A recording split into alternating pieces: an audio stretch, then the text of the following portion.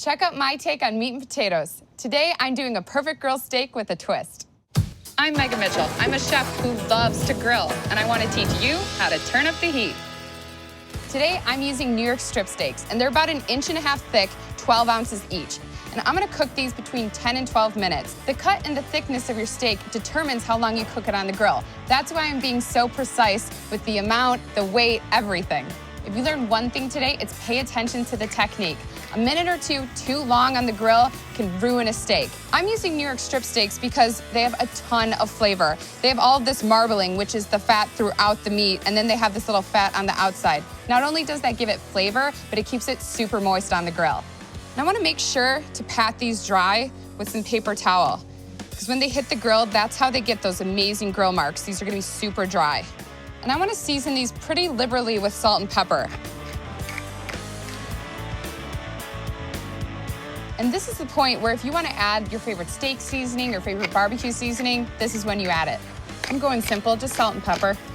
These are ready to go in the grill, but first I need to oil my preheated grill.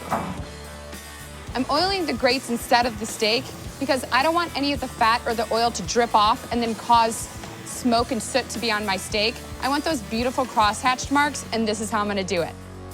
I'm putting these down on an angle to get those great cross-hatched marks. And I wanna make sure to keep the lid closed because that keeps the temperature consistent and high at 400.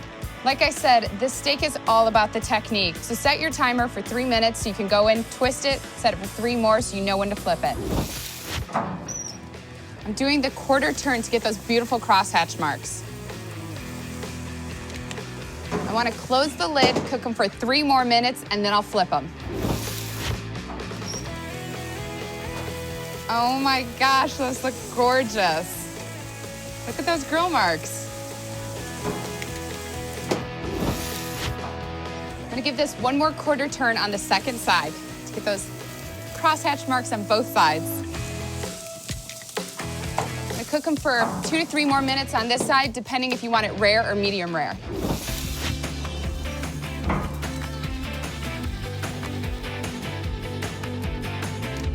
These are done and they look gorgeous. I wanna let these rest for just a couple minutes because the internal temperature inside these steaks is still rising. I don't wanna cut into these until that's finished. So this is my twist, my take on meat and potatoes. New York strip steak, grilled potato chips. They go perfectly together. I toss these potato chips in a mixture of garlic and dried herbs, and then I just lightly grill them. They're insanely good. It's like potato chips, but they're not fried. You can find this recipe at grillnextdoor.yahoo.com. And to tie all of this in, I have a grilled rosemary butter. As if the steak couldn't be any richer, I just added butter. This looks insane.